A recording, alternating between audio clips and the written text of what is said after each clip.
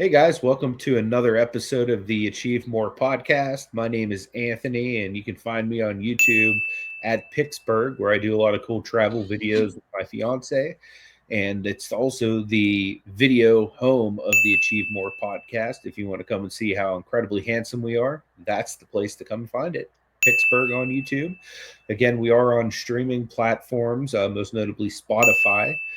You can find us as the Achieve More podcast over there. My co host, Michael, over at Huddle Card Collection, does a live podcast every Wednesday evening at 10 p.m. Eastern Standard Time called Collecting Profit, where he talks about sports cards, collectibles, eBay, reselling, all kinds of cool stuff. If you like that kind of stuff, make sure you come over to Huddle Card Collection on YouTube and join in that live podcast every week where you can actually engage right there with Michael and a whole bunch of other cool people right in the chat. Anything new going on Huddle Card, Michael? Man, we keep moving forward. Let's see, by the time this gets released, we would have crossed over the 100 episode, threshold. Been coming live every single week, since we started it, and just looking forward to keep growing there. And like Anthony said, if you like that kind of content, love to have you come on over and hang out. Cool. It's a very interactive show. It's just not me talking. It's getting involved with the chat also. So the chat is an extremely important part of the show. Yeah. And without further ado, I'm really excited to have Igor on the show today. Igor, if you wouldn't mind introducing yourself and tell us a little bit about yourself. Sure. That might take a while, but I'll try to shorten it. I'm Igor, of course. I'm a serial entrepreneur, call myself startup addict. Born in former Soviet Union, grew up in Australia. We were just talking about that off camera. I live in Dallas, Texas now. So expanded my business here 3 years ago. Was in the golf simulator space, a company called 24/7 Golf. I had an exit, so I sold that company to a big U.S. International company, the biggest teaching company in the world in golf, GolfTrak, based out in Denver. There's a lot more to that. I've started, I don't know, over 20 businesses, had like 18 fail. I've written 2 books. One's published, one's coming out early next year. Probably the one of the most exciting things recently is I also am an inventor and publisher of a board game called Entrepreneurial. And that's kind of really something I get excited about. I do some keynote speaking. I come from both corporate, I've done corporate and I've done a lot of entrepreneurship. So really a bit of a mixed bag. Married, 2 kids, almost 6, almost 10, living the life, That's awesome, man. That's right. Welcome, sir. Thank you. Thanks for having me. Hey, man, we appreciate you being here. So one thing I noticed out of what you just said there is you started over 20 businesses and you had 18 fail. Going through that amount of failure, what gave you the persistence to keep pressing on? It's a great question. I get asked that quite often because it's kind of a bit of a shock. But for perspective, I recently became acquainted with Kevin Harrington, the first shark on the Shark Tank. And say again? Is that Mr. Wonderful? No, not Mr. Wonderful. That's Larry. My bad. Oh, Larry. Yeah, exactly. It's the one before. So he did the first 10 seasons with the very first shark on the Shark Tank. He's the guy that built all the late night TV shopping network. The steak knives and all that, right?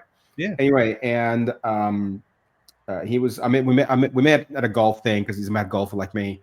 But he was saying there that he's like, I've started over. He says I've started about 1,000 businesses. Wow. All was involved in, and he said over 700 have failed. Wow. And I was like, oh my god, I have such a long way to go. I think it's the guy's worth 400 million, right? So he's obviously done something right. The point is, I think that you learn after a while, your skin gets so thick that you learn that really it's just part of the process. And it's, you guys love sport, right? So, that whole thing about Michael Jordan, how many shots has he taken, but no one remembers the misses. Everyone remembers the great hits, right? But the reality is, he's missed more shots than anyone else, in the game. And I feel like entrepreneurship is a bit like that, where you end up just realizing that it's it's just part of the game that you play. We chose the hustle. The hustle chose us, and part of that hustle is you're going to have a lot of failures. But as you get through, and especially having had an exit and kind of achieved certain things that I've dreamt about earlier when I was starting out in different companies, you realize that you forget all those failures. The important thing is to remember the lessons, and there's plenty of those. And I talk about when I do my keynote speaking, I have this line that I use. I said, I've been to rock bottom so many times, I have a membership card. And it's so true. I've hit that, and every time it's become less and less painful, which is so weird, right? But it's just you kind of almost. I want to say almost because it's still not fun. I can definitely tell you that.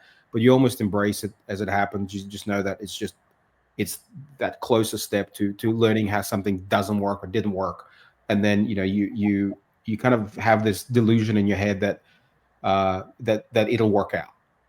And that's what kept me going. Is I just always thought like I wasn't put on this earth, for kind of the ordinary life. Sometimes I wish I could, kind of switch it off inside me, but it's just there. The fire burns, and I have to just pursue this crazy life. Totally get it. Do you, being part of so many businesses, getting into one, do you always have the exit in mind now? Or is it still like all about, hey, this seems like an awesome opportunity, I'm going to kind of see what happens? It's also a really great thing to think about. When I was younger, I started businesses because I wanted to make money, and I wanted to have an exit and all that. And the businesses where I most wanted to make money and have an exit failed in the most spectacular way. So I've kind of learned that's not really a good reason to start a business. The thing that really makes a difference, the thing to fall in love with, right? People fall in love with ideas sometimes. They go, oh, this is going to be a great idea, everyone's going to love it. And they kind of really get so caught up in their own idea. But that's a really a big fallacy, because what you should fall in love with is the problem. Find the problem that's worth solving, that people want to solve, that people pay you to solve. If you find those things and you focus on solving that in the most effective, efficient, cheaper, high quality, whatever it is that is your unique value proposition, you do that, you do all the right moves, the exit will happen in its own way. You should always think of an exit. So you should always run a business, with clean financials and clean. So you like always have a data room ready, almost, right? So if someone does come and knocking on your door, and for me it was a surprise. I wasn't planning on selling, and GolfTrak, I was actually pitching them, and they kind of turned around and said, "Hey, instead of selling your stuff, how about we just acquire you?"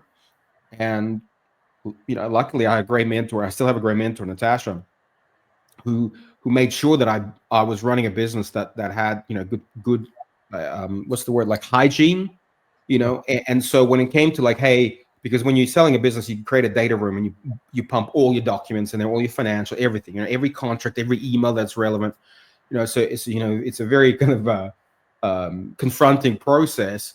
But if you have your ducks in a row, if you have things readily available, Google Drive or whatever you use, it's a lot easier and less stressful. But so you have to be ready, but you have to almost like let go and not be tied to the idea of an exit. If you build a great company, someone will come and see value in that and will want it. And if they haven't, it's either you're too small or you're just not, you're not important enough in the rank of competition to attract that kind of attention. Does that make sense? Yeah. Sure. when you're thinking of an exit, is it exiting completely, or is there? I mean, is there a, hey, I don't mind selling, but I would still like to maintain something within? There's lots of different ways to do it. Most companies that exit and the owner just leaves is generally a thing where owners retire, or it's a distressed sale, and the best way to exit is to a strategic buyer. So where, like, for example, with GolfTrak, it was a very strategic move for them, and so I'm still there.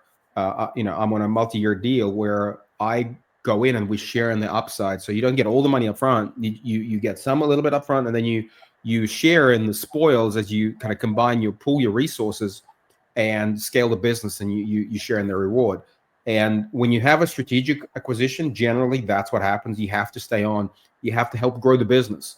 And that's what I've done. And a lot of my friends who've taken exits, most of the time that's how it happens. You stay on for a number of years, and it can be challenging in some ways, because obviously people like me, the serial entrepreneur, startup crazy people, don't do so well in a big corporate world. But you have to make it work, and with the resources of a big company, you can grow 2, 3, 5x a year, and that's amazing. That's an amazing experience that I have myself have kind of gone through.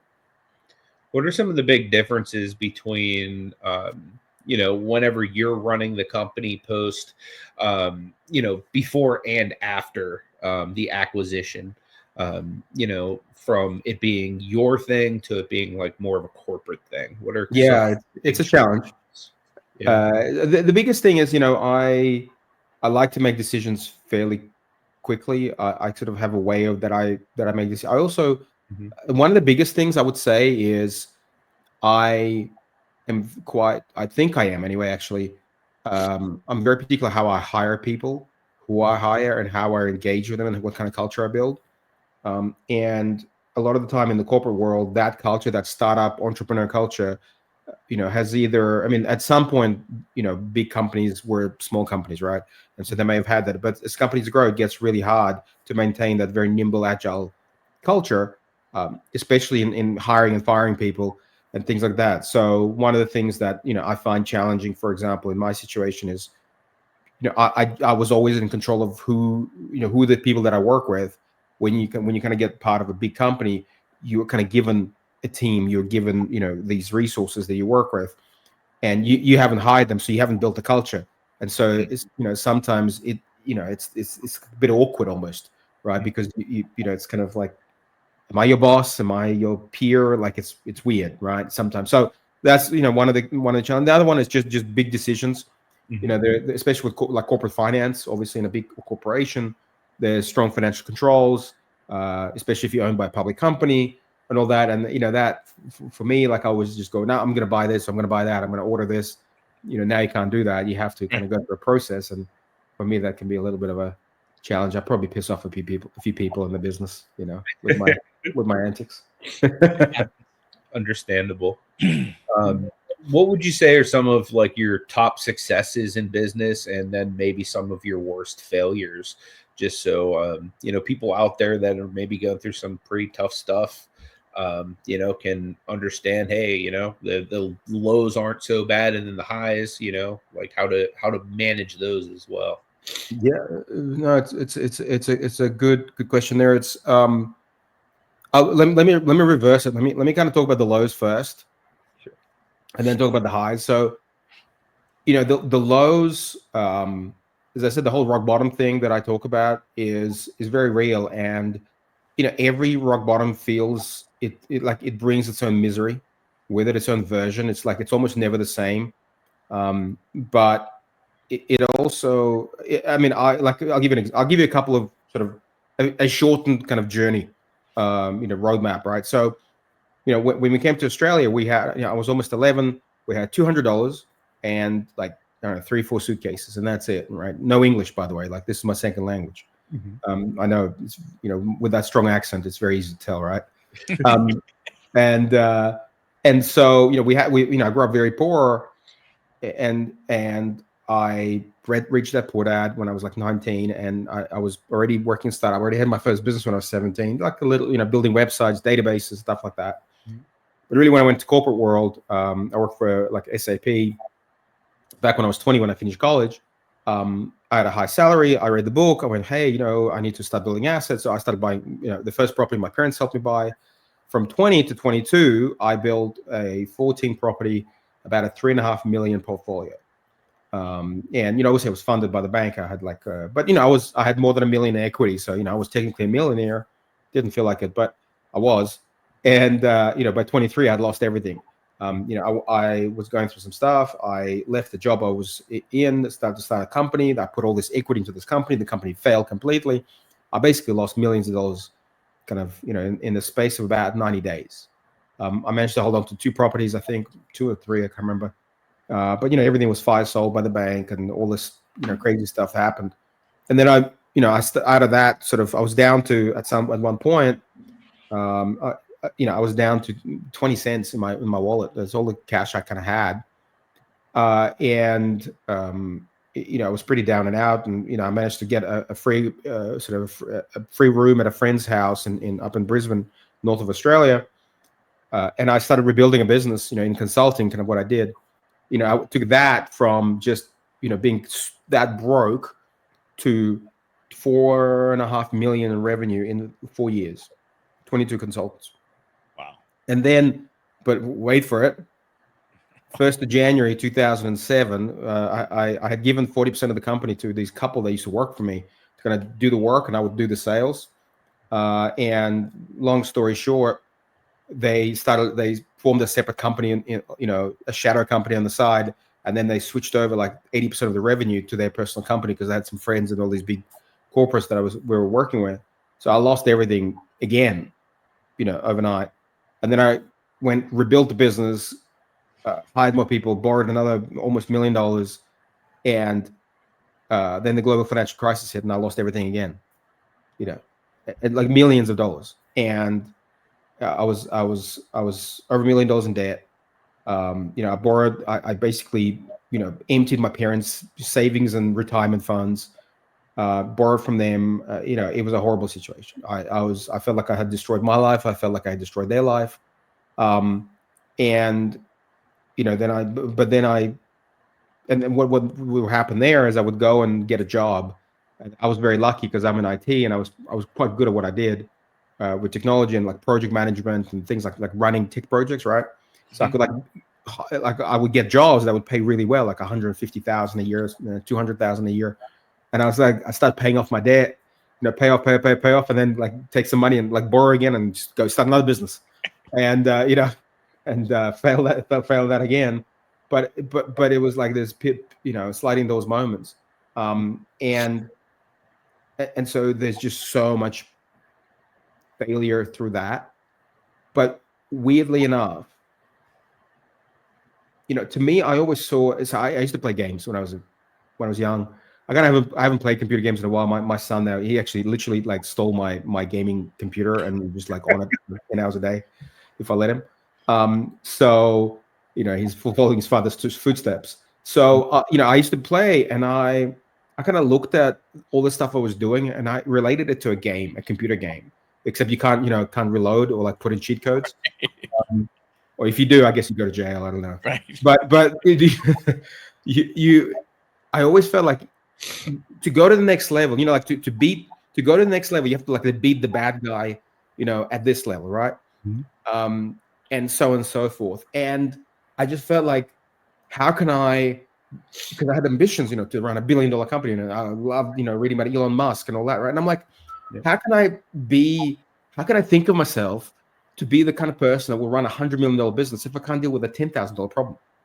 Like, it's never going to happen. And so I kind of beat it into myself that you need to just keep like just rock, kind of shooting up to the next level. And all of this is just, it's your test. And no matter how bad it is, it's about,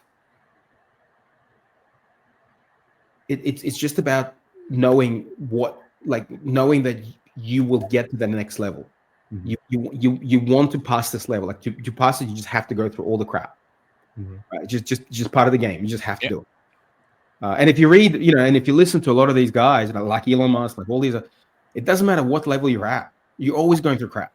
There's always a rock bottom. And so, it's just different levels, Mine might be 10,000. His might be like 10 billion. Yeah, extra zeros. Yeah. Yeah. How important is it? And I don't know if you could completely do it, but how important is it as you're going through these trials and tribulations? How important is it to basically try and remove emotion from it and kind of try and just focus on the task at hand? I don't think you can.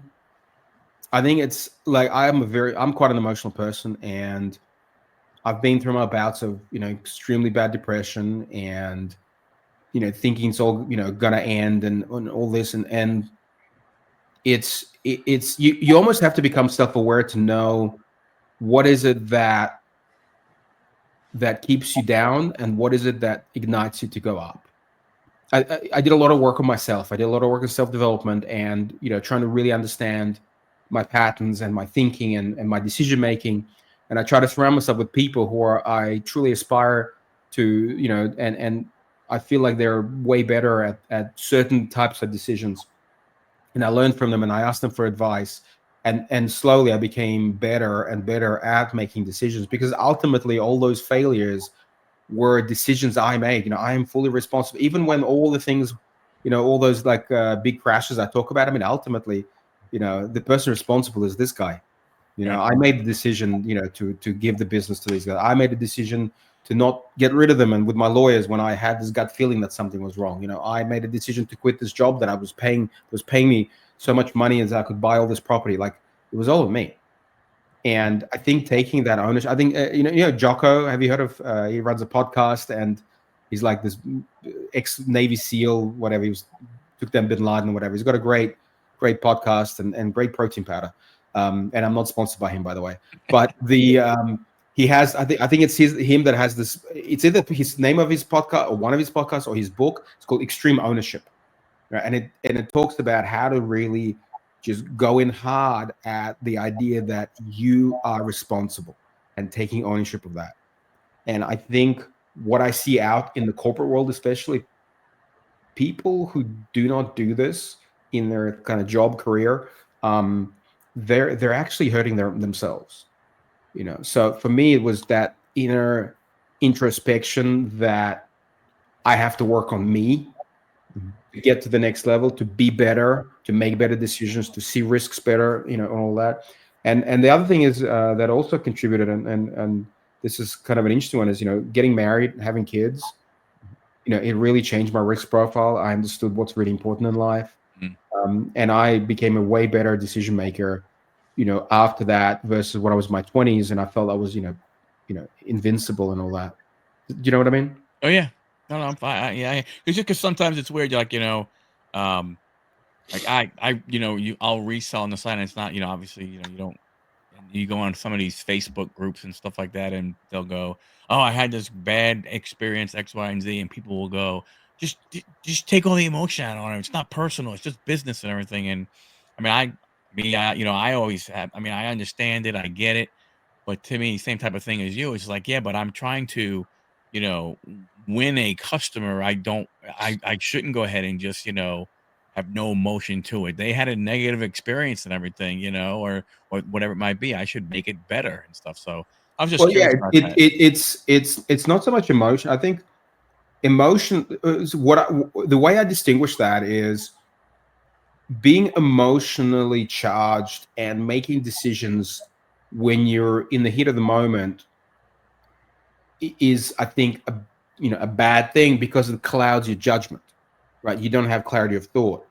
But not being emotional about something you feel passionate about is also impossible, Right. right? Unless you have, something, unless you're on the autistic spectrum and you don't have that, for example, or you have something else where you just don't feel emotions, right? I mean, and that can happen. And some people, there's some great entrepreneurs who kind of have that, and they can be very just purely, calculating about how they see things. There's no emotion, and that's one way. But for me, like I said, I'm very emotional, and so what I've learned how to do is, like, when I feel extreme emotion, I train myself not to make decisions. So even like if I'm going, like, if I feel really really bad about something, and like it's my heart's pounding, and I'm just overwhelmed with just either anger or frustration, whatever. I'm like, okay, this is not the time to make decisions. Go do something else. Sleep on it. And in fact, my wife, actually, she laughs. Like, I have this I have a thing where, like, I may get an email and I know that I'm going to emotionally respond if I read this email. So I'm like, nah, tomorrow. I snooze it to tomorrow. She's like, how can you do that? It would kill me. I wouldn't be able to sleep without reading the email. Like, I sleep like a baby. Like, I just completely switch it off. Like, I am not interested until tomorrow. I've trained myself, and it's really effective tomorrow, because the next day I'm like, okay, I'm ready to read that email. And I read it. I'm like, yeah, okay, cool. And I deal with it. But, in the evening, whatever, I'm like emotional. I'm like, oh, I'm going to get angry or whatever.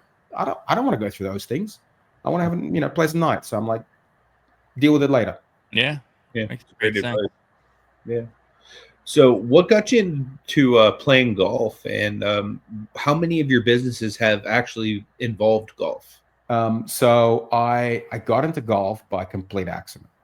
And this is the thing, my whole life, like my whole career with business is like sliding those moments. The businesses I thought I would be, a billionaire by 30 or whatever, flop like pancakes. And, the businesses I kind of didn't really expect to be in ended up being successful. So I wasn't even a golfer growing. Like I played through college like a couple of times, like a year, because a friend of mine was a good golfer. Not even a good golfer. He's just a golfer. He lived near golf course. And when I was about almost 30, going through one of my rock bottoms, and I was doing consulting at Australia Post. I remember as in the basically technology projects. A friend of mine said, "Hey, there's this place has golf simulators. You should, they do lessons. You should go give it a try. You might like it." And I'm very competitive. I am like super competitive. So like golf was like crack cocaine for me, like I just didn't know it. And so as soon as I got into it, I was like, I was done, and so I had a couple lessons and I kind of got into it, and just fell in love with the game, and I'm still just absolutely obsessed with it. In fact, I played earlier today. That's awesome. It was such a glorious day for it, so I was a kind of a student at this and a member at this place. It was called GolfTrak Australia, totally unrelated to GolfTrak USA, and it was going out of business. And so my friend that asked me to get some lessons, we kind of thought about it. It was like, hey, why don't we buy the business and move it to downtown and try to build and whatever. And so we did, and I ended up in golf by accident. And then I wanted to get out of that particular business, and I started this thing called 24/7 Golf, which was, again, golf simulators, because it was kind of combining golf and also technology, which is what I love. And then it was like those 24-hour gyms that I wanted to start. And then the first one did well. The second one completely failed, the second venue. And then I had to sell the simulators I had in the second venue because I was trying to recoup some money after borrowing another $100,000 from my parents, which I lost. And it sold really easily on Facebook Marketplace. And so I bought a few more and then sold those. And then all of a sudden I was in the e-commerce business.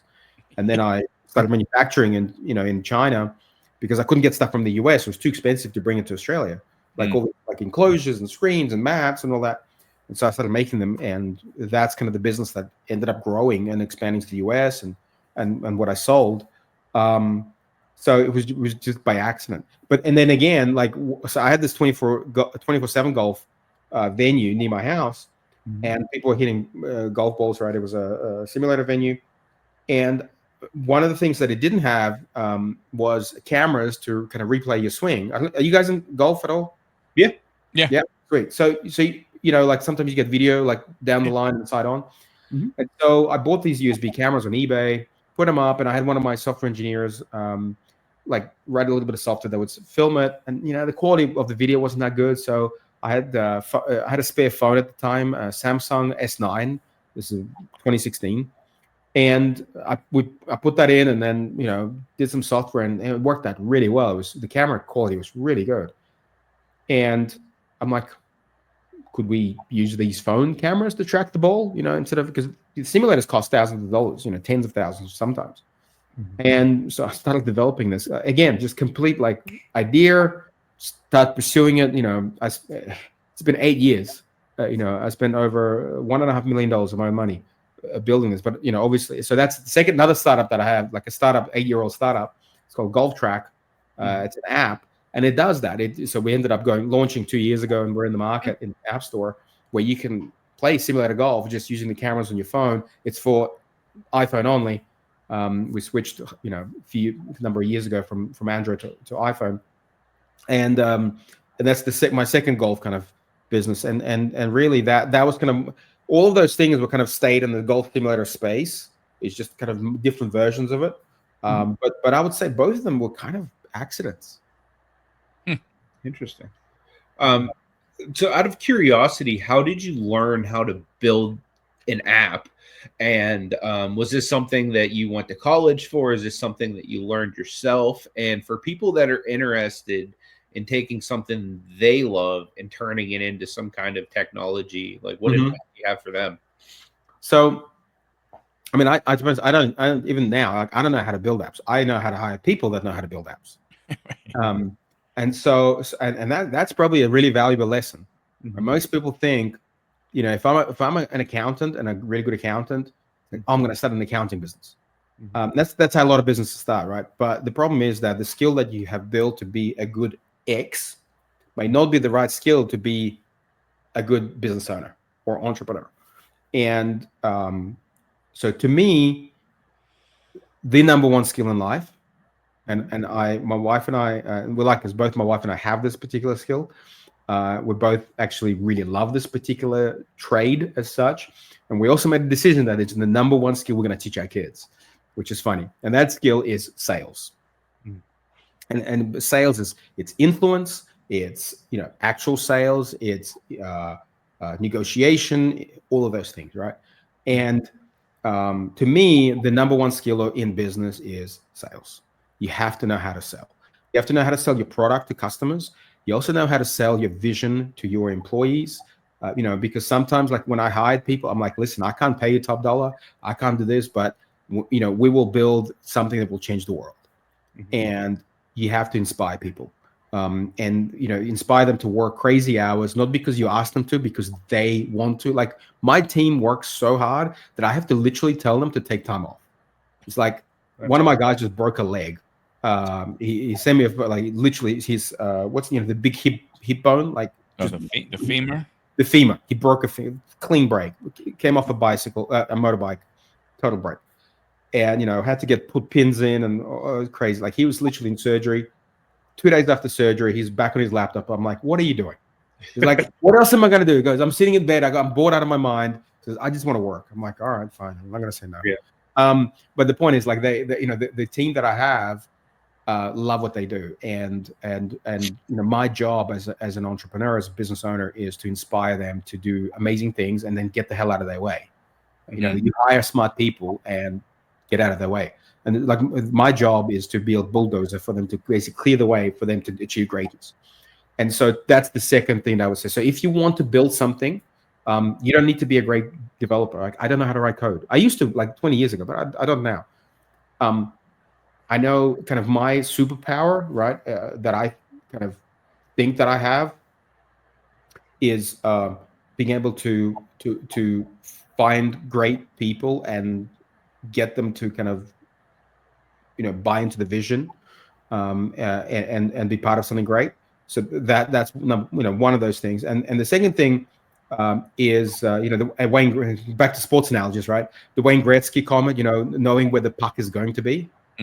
I think that's something that I'm really, really good at, and that's something that I aspire to be, you know, really good at, you know, going in the long term, because that's how you see what the customers will want before they even know that they want it. Yeah, makes a lot of sense and everything. But how does this become a board game? It's a good question. So I had this crazy idea, right? I'm like, I've gone through all these rock bottoms. I've hit, you know, I've had all these experiences, and I'm like, how can I share that story without? And there are books and there's documentaries. If you're Enron or, you know, Theranos or whatever that, you know, WeWork, they make documentaries about you. Sometimes not for the good reasons, but that to me, that was a very one way, kind of like one directional way of learning, right? You just read it. And I love reading business biographies. I've devoured as many as I could get my hands on. But I felt that there was a way to kind of share those experiences, and experience it for other people to experience it in a fun way. And to be honest, I was inspired again, going back to Robert Kiyosaki, Rich Dad Poor Dad. You know, he's got a game called Cash Flow 101. I don't know if you guys know that one. But No, have you ever heard it? No, so he published it like mid '90s, late '90s, sold Wow. millions of copies, and it was just it was a game that just taught you how to buy property or buy shares, how to focus on assets and passive income versus just being in the rat race. And I used to play when I was like 19, 20, and there were these clubs where people would get together and play it. Adults would play it. This kind of silly board game. It's like a more serious version of Monopoly. And but it really did teach me a lot of stuff, and it taught a lot of people that and a lot of people that played cash flow with me. They ended up buying investment properties and became, got passive income and all those kind of things. And so I'm like, well, I started looking like, is there a game that does that in entrepreneurship? And there really there wasn't. And so I thought, that's what I'm gonna make. And so I did, and I wanted to teach financial literacy, and I wanted to teach risk management, and ultimately I wanted to teach people what it's like being punched in the face on a daily basis and getting up and doing it all over again. But still have fun with it, and learn with other people. And so it took me, funnily enough, it took me 15 years to get the game to the market. I wrote it in 2007 for the first time, but I didn't feel like I was ready to share it with the world, because I saw myself as a big failure back then. And then 2 years ago, when I sold my company and my life changed, and a lot of things kind of in my own mind changed, in my heart, and I decided I'm gonna dust it off and redo it. And I hired this amazing kid in Bangkok, Jackie. I can't pronounce his name. No one can pronounce his name. I don't think he knows how to pronounce his name. So you just call him Jackie. But he loves creating board games. He's so passionate about it. And he took kind of the concept I had initiated and built all these spreadsheets about like ratios and like it was nuts. And together we rebuilt it, and then got a designer to redesign it, and launched about a month ago. And it's been a really amazing response. But I want to share one more thing about it that I get really excited about, which is it's a concept that I'm calling crowdsourcing entrepreneurial experience. It's like Wikipedia crowdsourced knowledge. Mm. I'm like, there are 600 million, according to stats, whatever, 600 million entrepreneurs out there in the world, right? And I want to find a way, and what I'm building on the website, on the entrepreneurally.game website, is an ability for all these entrepreneurs to go and share their stories in a structured way, and they become cards in the game. Then other people can buy it as expansion pack. Oh, wow. Right. So I want all the entrepreneurs to be, and I'm a member of an entrepreneurs organization, which is a global organization, 18,000 entrepreneurs, amazing organization. And that's kind of where I'm starting this, this search. But I'm also going, to anyone, because there's just so many amazing stories out there. I failed, 20 times. Kevin failed 700 times. Right? How many stories are there? Like, and all of those are such valuable lessons. And coming back to, you asked earlier about like what kept me going is, I always had this thought that one day I'm going to look back and kind of laugh at it. And actually, Tony Robbins talks about this. He says, in fact, I'm going to steal completely from him. He says, if you say to yourself, one day I'm going to look back and laugh at this, why wait for that one day? Why not just laugh about it today? And it's funny that I look back now, I'm like, I would not change a thing. I would not change a single one of those moments, because if I hadn't gone through all those things, I wouldn't be here today, right now. Right. The only thing that can change that journey is giving up. Right. And that's the only thing I can do. Like, and for me, I didn't know how to give up. I'm like, what am I going to do? Like, go get a job and be miserable for the rest of my life, and like, be in some middle management. I don't know. No, that I'm knocking middle management. Maybe it's fine. I don't know. Not for me. But the point is, I felt that if I gave up on my dreams, it would be, I call it like emotional suicide. It's like my body would be alive, my brain would be alive, but I'd be like brain dead, but emotionally dead. I don't know how to describe it, right? And I'm like, I couldn't do that. So I felt like I almost had no choice but just to keep going, and maybe that's a blessing as well as a curse. It'd be like living in black and white, and everybody else is in color. Yeah, exactly. And I think for going back to if any of your listeners, audience, are experiencing those moments, I think the question to ask is, do you believe, do you truly, when no one's there, do you truly believe that you can achieve those things? And if you do, just never give up. And in fact, and even if you don't, maybe you don't because of some other factor, but that's my whole thing is just, be smart about it. Like, don't pursue, you know, um, ideas that are not going to work out, but pursue, never stop pursuing greatness, never stop pursuing, achieving amazing things. I think the process of that is where the rewards come from, not the outcome. Yeah, no, that's Yeah. great advice. Out of curiosity, where can people listening find the board game? And have you just, this is for my own personal knowledge because I'm a huge nerd when it comes to cards and games and stuff Yeah. like that. Have you found anybody grading the cards yet, or any of the pieces or anything like that? No, to be honest, no, I haven't. Although, you bring up a very interesting point. We should talk about, all that. I never. My son started collecting some cards, but I've never really collected. I am way too unsentimental to collect anything. I'm like a minimalist, So, it's a weird thing. But so they can find the game on entrepreneurpoly.game. And if you can't spell it, and sometimes I can't spell it, I've created a short URL, biz.game, biz.game, and it'll just redirect. But yeah, you'll find the story of that. There's then videos. And by the way, so actually, I'd like to ask your audience and yourselves something as well. I'd like to donate 1,000 of these games around the world to help That's awesome. Organizations, nonprofits to grow. I'm talking to organizations in Kenya, Nigeria, India, Pakistan, all that, but also like here in the US. In fact, in Georgia, I'm talking to many school boards in Georgia at the moment Oh, through wow. someone who's kind of become my CFO. He's in Atlanta, amazing man, and you can find him on the website, Minister Floyd. And yeah, so if you have anyone that you feel could benefit from it, please send me an email. I will send them free copies. Again, That's awesome. I need to give away 1,000. That's kind of the thing I have in my head. There's no such thing as too many. Yeah, I mean, sounds like something I wouldn't even mind teaching the kids in our youth group at church. Yeah, Because like the way I think of it, if I could have somebody that's actually started a business teach me something practically at that age, you know what I mean? Like, just think how much further ahead I would have been. You know what I mean? So just the fact yeah, that you something like this could be an excellent teaching tool for not only like what I'm talking about but parents and their kids. You know what I mean? Like, one, absolutely. you're talking about wanting to pass down the sales ability and gene.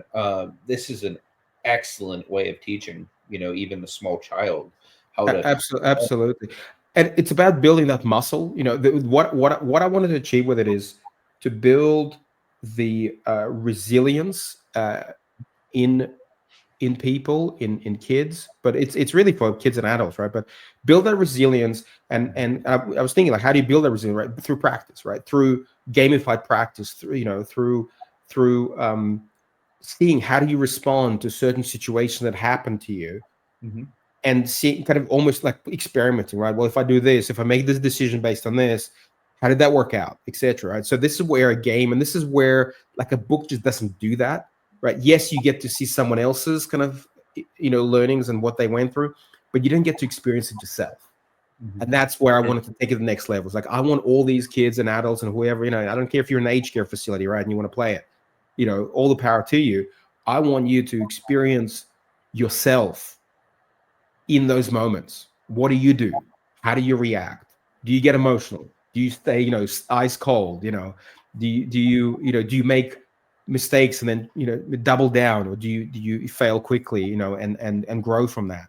All those things are, man, you're right. Like, I wish all kids got to learn those skills, more than some of the stuff they learn at school even now. Mhm.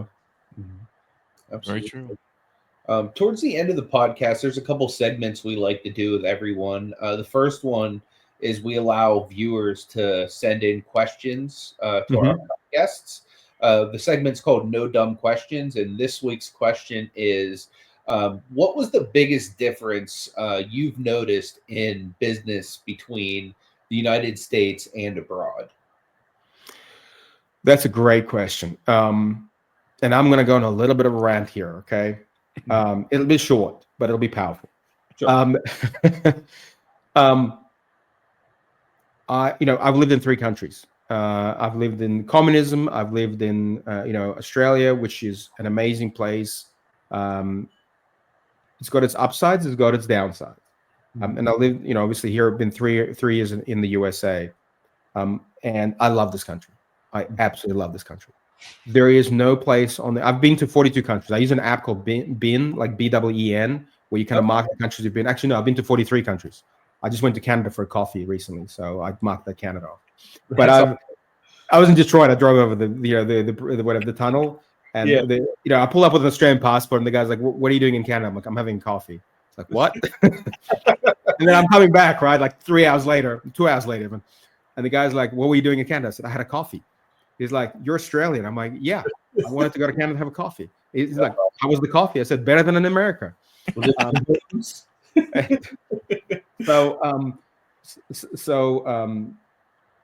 The opportunity that is available in America is unbelievable, and it really pains me when people talk bad about this country. And my advice is, I think I may be stealing from Elon Musk again, but I would say, like, if they'd like to go live in North Korea, I will happily pay for their one-way ticket. If they think that's utopia, if they think socialism is utopia and all those things, like I grew up in that, so I've got the experience I have enough memories to remember what it's like and be able to share some of that.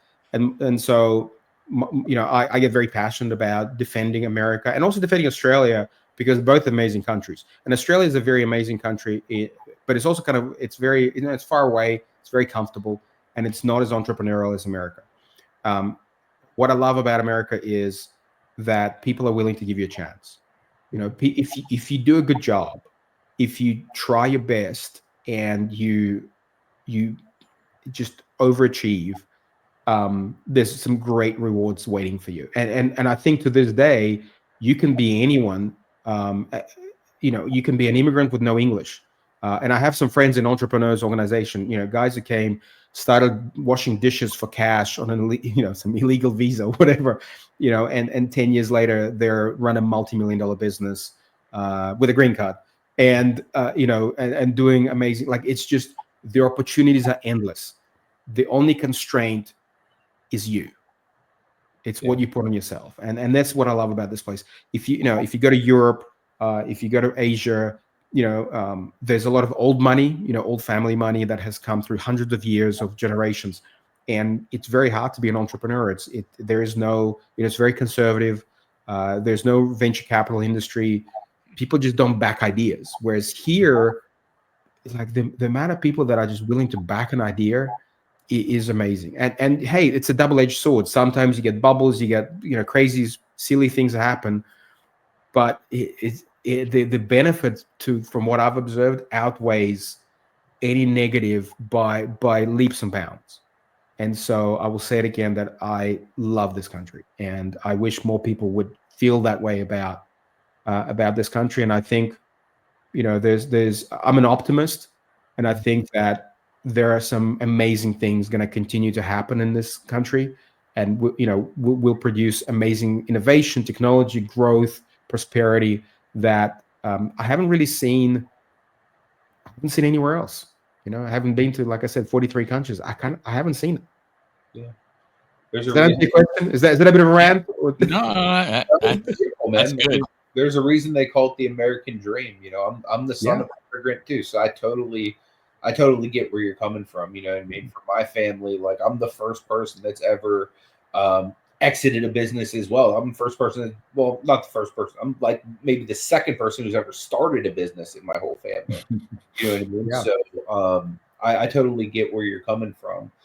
In fact, kind of piggybacking off of that, our final segment we do, it's called "We Have to Ask, but You Don't Have to Answer." And the question we have for you today on that is, what was your immigration story like? Anything that you'd be willing to share? Coming to Sure. coming To where? To Australia or to the US? to the US? I mean, I guess both, really, but more Well, so. they were very different. You know, when I came to the US, now I will say it actually finally, I was hoping this would happen. You know, I was hoping it would, but it took almost 2 years of being in the US. And you know, I was telling someone, oh, you know, you got a little bit of an accent. It's you know, I have a mixed accent. Not everyone can pick up. Where are you from? And I said, I'm from Australia. And they said, oh, you speak very good English. So it's finally happened. I was really hoping that would. So my point is, coming to the US was a lot easier. You know, I already had growing business. And again, so as an entrepreneur, there's a program called the E2 visa, investor visa. And there's about 70 something countries that have access to that. You know, and you need to invest only about, I know it may seem like a crazy number, but in the context of business, it's really not. $100,000 into, you know, into the US economy through a business, and America gives you a visa that you can live here with your family and you can grow, and you basically, it's like a green card, but not permanent. But the point is, it's not a crazy insurmountable amount of money or effort to do that. So that's what I used to come here. And you know, it was to be honest pretty easy, really. And in fact, at the consulate where I was doing, or the embassy, wherever I was to do the interview, I remember, you know, because my company is called 24/7 Golf, and that's what they stamp you in the passport. And so I go to the little window, you know, where they kind of do the final interview if they're going to let you in or not. And they're like, the guy looks at my paperwork, he goes, 24/7 Golf? What do you do? I said, I sell golf simulators. He puts down the paper, and we spend the next hour talking about golf and Pebble Beach and this. And I'm like, am I through? He goes, oh yeah, of course. It's like stamp. Yeah. No, of course. I just, you know, it was just fun talking to you about golf simulators. So, you know, I got lucky that I happened to be in a very, you know, in a business that people really like talking about. Yeah. And, you know, but Australia was very different. You know, we were moving, you know, post the fall of Soviet Union. Right. And, you know, we had no money. We had no English. I was almost 11, but you know, I remember the one thing I remember is, you know, I watched movies about, you know, mostly America, and we land in Melbourne, and we get picked up. You know, I had this image of like all these amazing cars that because, you know, in Russia, the car, you know, it's like in Cuba, right? Not as cool though. Like all the cars are like terrible, and there's like only 3 models, and so I was like so excited because as a kid I love cars. To come and, you know, be picked up, and like we had some like friend of a friend of a friend, whatever, pick us up, and I was excited to be in this cool American Cadillac or something. That's what I had imagined it would be, and it picks us up in like a 25-year-old like beat up Datsun. It was like 6 a.m. I was so disappointed. But you know, the rest is history, as they say. I think, I mean, even you know, talking about abundance, right? Just going back to the previous question and a little rant. You know, we you know, supermarkets back in USSR didn't have any. They had shelves. There was just nothing on the shelves. And there were, you know, I remember walking into a supermarket for the first time. So imagine walking into like a Walmart, right? First time in your life. You've never seen shelves with like stuff on them, and you walk in and just seeing all this like food and like colors and lights and freezers and fridges blew our mind.